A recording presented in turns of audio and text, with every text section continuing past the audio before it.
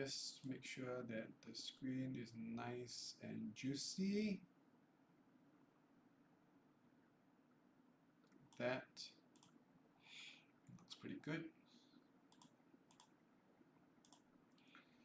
Connect to the chat so I can see what you guys are saying about me and about the game. And yeah, let's wait for Dario and Workerbee. Workerbee, of course, is a very busy bee. He maintains Emerald DB, which is, I think, the main way to build decks in L5R Emerald, Emerald Edict.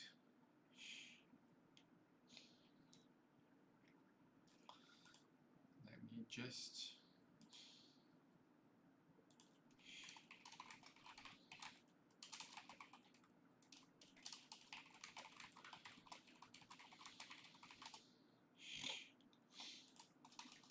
message the players.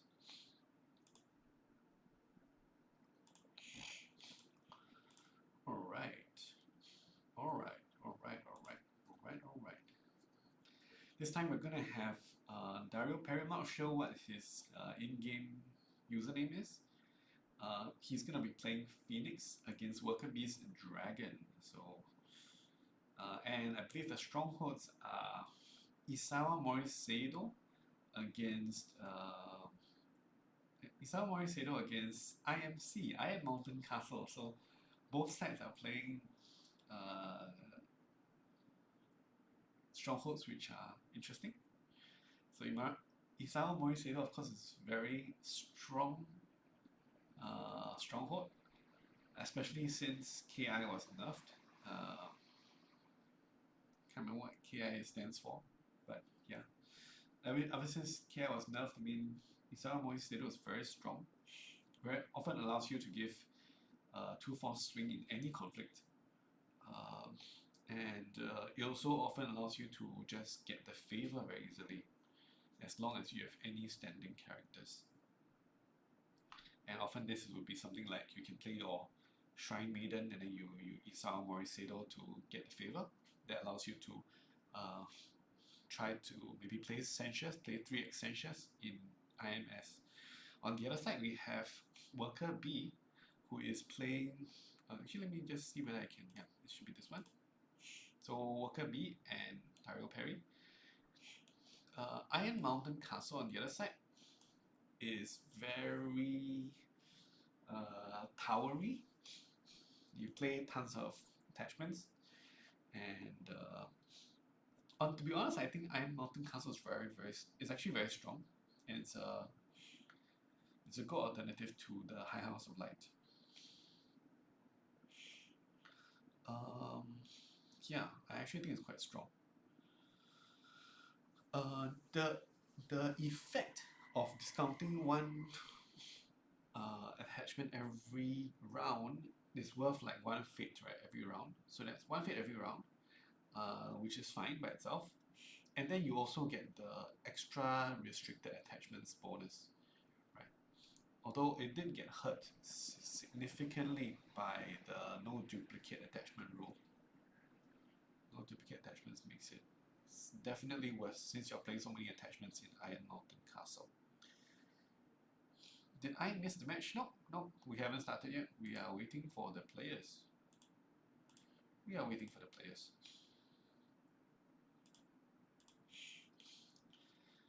Yep, just waiting for the players. Just talking about the pre-game matchup. We have Workerbee against Dario Perry.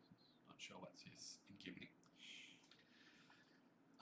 Yeah, Keeper of Fire for Dragon gives him access to Restoration of Balance. And on Dario Perry's side, Seeker of Fire in Phoenix gives them access to the Vroom spell. What is that Vroom spell?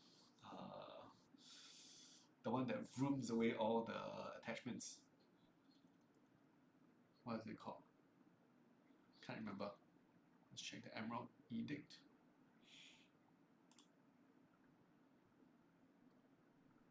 Sanguine Mastery, right? It gives Phoenix access to the fire-locked Sanguine Mastery, which is extra good with Isawa Moriseido. Right, allows you to hit more attachments with Sanguine Mastery. Right. Yes, so that's what it gives them access to. That's probably what I'm going to be expecting that we will see, at least from the Phoenix side. Seeker of Fire, going for Seeker instead of Keeper. Seeker, so in terms of provinces, I'll be expecting things like Meditation, Feast of Famine, I guess. Meditation, Feast of Famine. Something like that, yeah. Alright. Medalliah, oh, okay, so he's Medalliah. Direct parry is Medalliah. So let me change the name of the stream. Okay. 2 minutes. He's Medalliah, so let me change the name of my stream to Medalliah here. Medalliah versus Workerbee.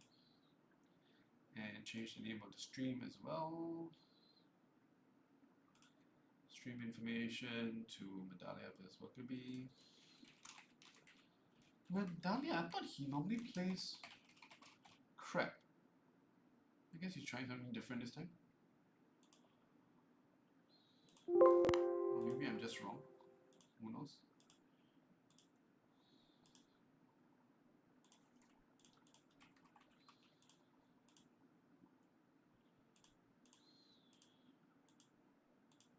Alright, we are into the game. As a spectator, he normally plays crab, not crap. Not sure about what types of decks he plays, but somehow my mind associates him with playing crab. Yeah. Not 100% sure. Yep. Seeker of Fire.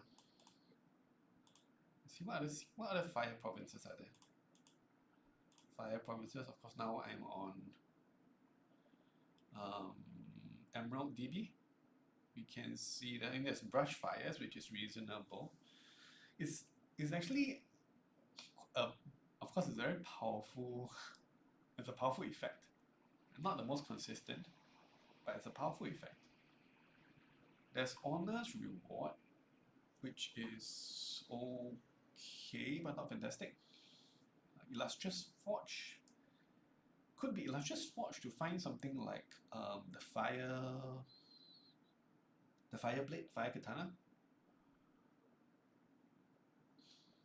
Yeah, could be that. Into the Forbidden City, nope, because it's Keeper only.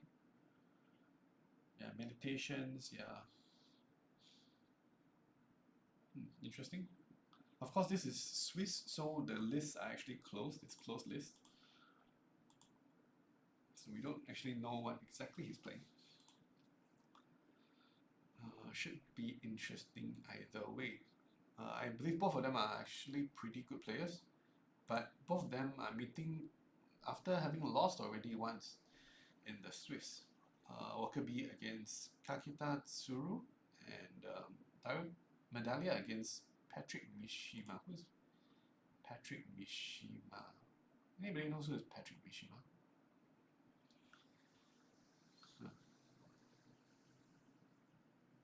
Not too sure. Not too sure.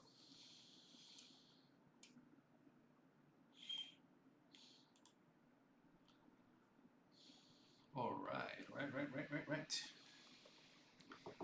Thanks for joining the stream, by the way. If you like my content, do follow so that eventually I can get people to start subscribing and take some money off of Twitch. Yeah, so I still need to hit the follower count, like 50 followers or something like that. So if you like my content, just follow, costs you nothing.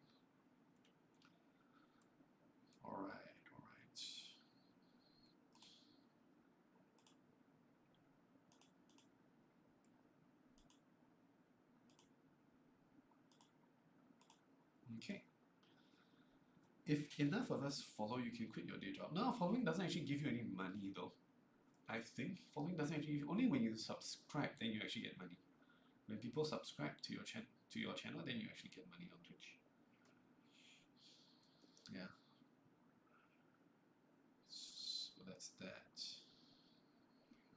So how Twitch works is like if you are like a new streamer, you can't actually get people to subscribe to you until you hit certain like achievements, which includes number of followers, number of days streamed in a month, number of viewers per stream. If you get 900k followers, if you can translate that to dollars. I'm not sure if there are other ways of monetizing other than subscriptions. Or actually, maybe there are. Maybe subscription and running ads, right? If the followers, but the followers, I don't think the followers translate directly to money. Followers translate to viewers, and then the viewers give you money based on how many ads you run and how many of the viewers actually subscribe to you. That's as much as I know, which is not a lot. You can get them to subscribe by your merch, yeah? Indeed, indeed. Alright, Workerbee is in. I'll say ready when you are. And we should be starting very shortly. Of course, Workerbee running that cool little googly eyes Yokuni as his avatar. We have Crane, go Crane. There's no Crane here. There's no Crane here. It's Phoenix versus the Dragons. And okay, let me just move my chat screen again. I'm always not sure where to put the chat screen. This time I'm just going to put it here. Okay, Gucci. Okay, let me actually put it maybe, how about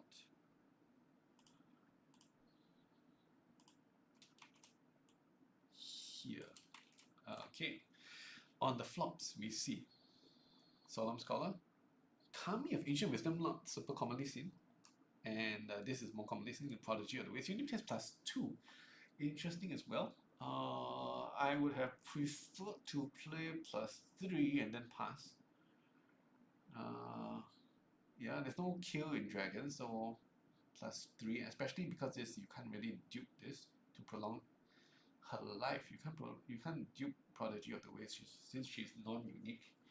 Can't really prolong her life, and she's a very strong character because you can often participate in 2 conflicts per turn, just naturally by herself. So I would have liked to have seen 4+3 here. Although maybe he's saving 2 fate for a particular something. Yep, he's gonna pass first. Not gonna play the Solemn Scholar. We'll see later on when Prodigy of the Waves dies of old age whether it was perhaps correct to play 4+3 instead of 4+2. On the other side, we see Niten Adept, also very rarely seen. You bow a participating dude without attachments. But you need to have an attachment yourself. And he's going to have a Finger of Jade. Oh, that's interesting. Both sides have fated characters, so Void Ring is actually relevant on the first turn. And I think, yeah, he's going to go Void. Yeah, make Void Ring really good. You prevent Dragon from going Void, and you get Void yourself to void out the Niten Adept, which already has a Finger of Jade on it. So, yeah, it's pretty good. Nice. Upholding, finds upholding authority, he does not defend, and then he goes for what do you call this? Pathfinder's Blade, which gets let go, and then we see clarity of purpose to remain standing, but upholding authority is going to prop, and he's going to see 2 Make Your Case and a couple of other good cards. Make Your Case, I guess, is one of the reasons why he was not playing 4+3. He's thinking that he can honor this guy and then use Make Your Case to prolong the life of Prodigy of the Waves. Right, but even in that case, right, what are you doing really? You're trading 1 card for 1 fate. Not sure how amazing it is. One card is approximately like equal in value to one fate. One fate is a little bit better than one card, I mean in a very vacuum sense of the resources. Also we have this secluded shrine, which of course was using water, I guess, yep, so that he can unbound. Workerbee finds Kuroi Mori, and he's going to defend with his Prodigy of the Waves, which has a fine katana on it. So now, of course, the fine katana protects him from the Niten Adept, and we see Togashi Kazui come down. Very interesting. Rarely seen. Yeah, Togashi Kazui does save Niten Adept. So Niten Adept will be will continue on to the next round and continue to be a menace. He will probably leave him on defense, and then anytime medalliah attacks, he can just suck away another fate and keep Niten Adept alive even longer. So yeah, it's quite pretty nice.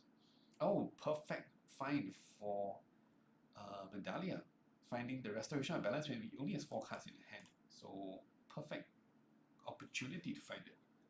Better find it now than next turn. After you have already drawn 5, then you have like 9 cards, then you hit the restoration of balance. Workerbee does not defend. He's going to go for his own counter attack with Doomed Shugenja.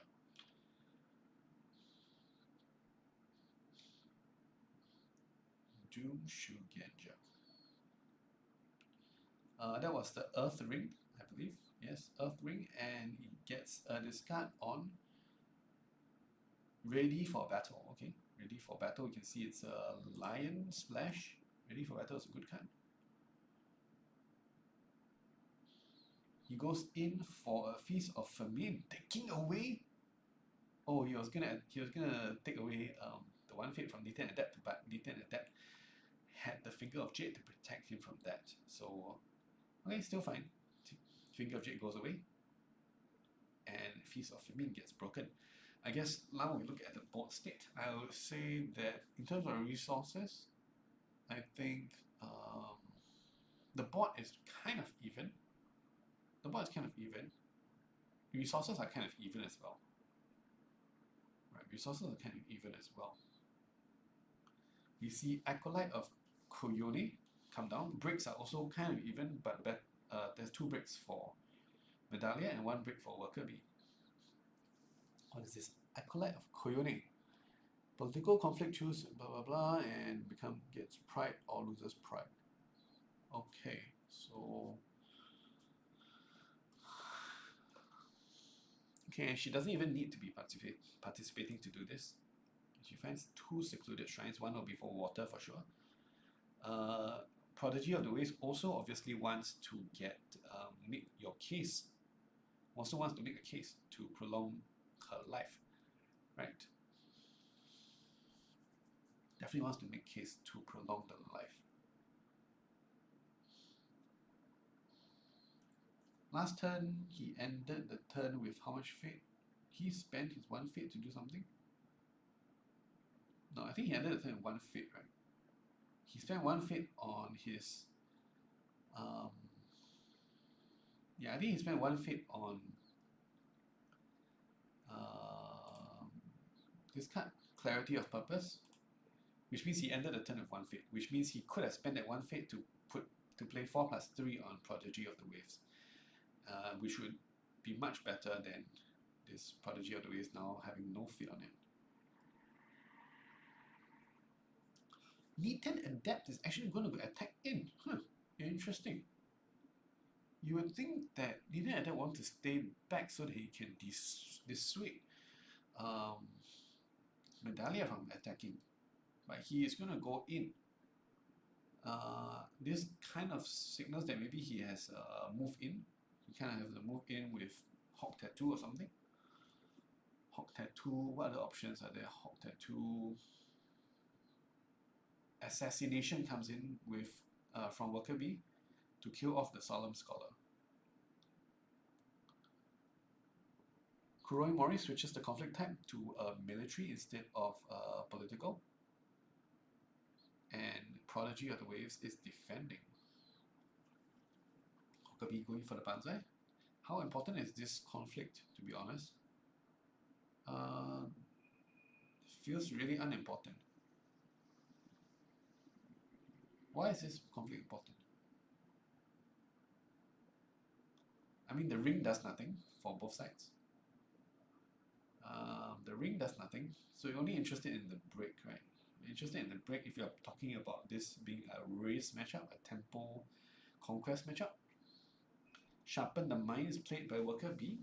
Very interesting here as well, deploying another attachment onto D10 Adapt, which has no fate on it. So next turn, if D10 Adapt goes away, then Sharpen the Mind also goes away. We see Sharpen the Mind discarding Cloud the Mind. Cloud the Mind, which is actually quite interesting as well, but there's no Shugenja yet for Dragon, so not immediately useful. We see Phoenix Tattoo.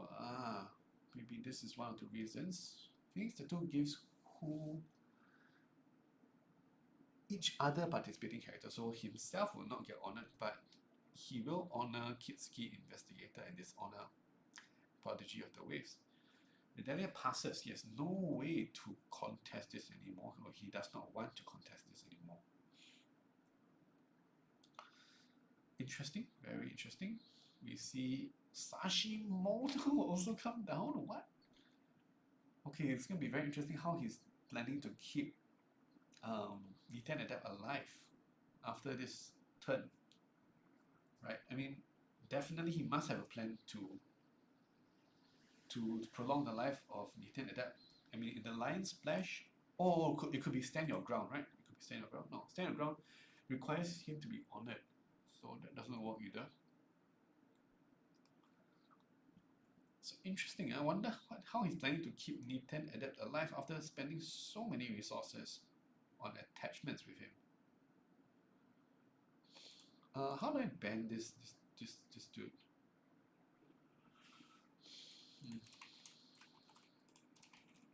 This spammer. Open in ban. Let's ban. Ban. Alright, ban. Great.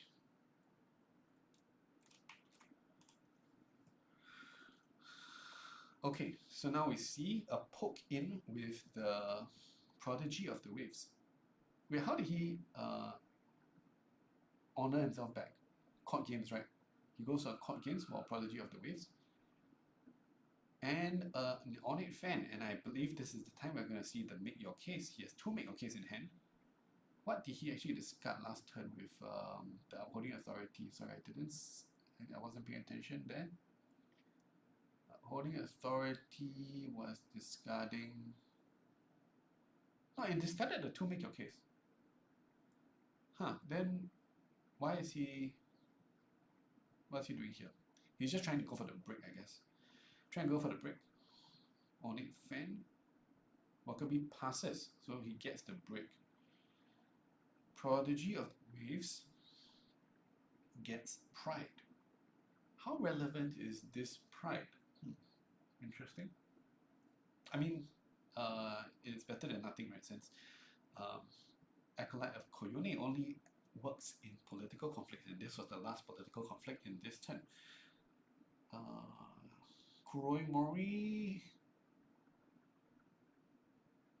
has already been procced, yeah, so yeah, I think so. If I'm not wrong, it was already procced this turn, right? D10 Adapt coming in, and the Prodigy of the Waves is going to defend. What? 4+0, but that doesn't break. Why did it not break?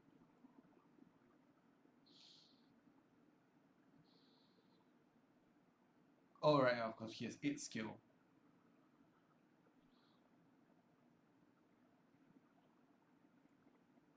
Okay.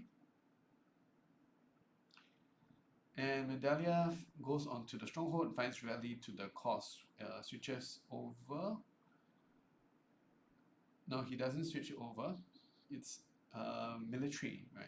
So it's just going to go and attack, and then Adapt is going to defend. And that's going to be it for this turn. Do we see the save from medalliah? No, no save. Huh. So he invested everything into the Niten Adept, which goes away this turn. And now he has 2 cards left in hand and 0 fate. His board is technically better than medalliah's board, but that feels so bad. It's like going out and buying, like, you got a new apartment, so you buy like tons of furniture, tons of nice furniture, like the top end from IKEA. I mean, it's still IKEA, but it's the top end from IKEA. And then like 1 month later, you feel like, let's just throw this away. Let's just throw this away. I don't really need this anymore. And you just throw all your furniture away that you just bought. Feels bad, man. Okay, we're going to see the Infernal Guard Invoker come down with only +1. Also very interesting play. Why +1 here? Huh. So I guess here +1 he's thinking that he's going to win this turn or next turn. So he's going to go +1. That's, I think, what he's thinking. So you don't need to fade beyond +1 because you don't expect it to go beyond this. But generally, even if I was in his situation, even if I feel like I'm going to win this turn, very often how you can hedge against the possibility that you actually don't win this turn is that you just put some fate on it. So next turn you still have some play, right? But against here, I mean, here he's gonna spend some fate on Cloak of Night. And now this is very, very forceful. GG calls Workerbee. Good game, nice. Very nice tempo play from medalliah. We see a bunch of interesting cards, different cards.